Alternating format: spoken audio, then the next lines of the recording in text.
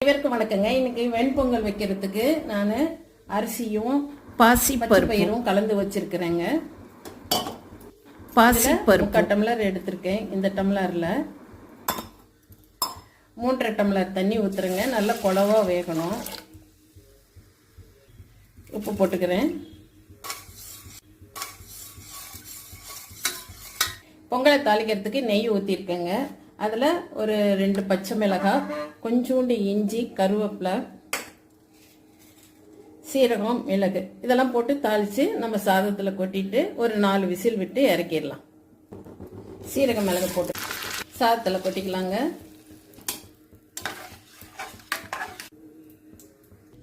சுவையான வெண்பொங்கல் ரெடி ஆயிடுச்சு பாருங்க எப்படி இருக்குதுன்னு.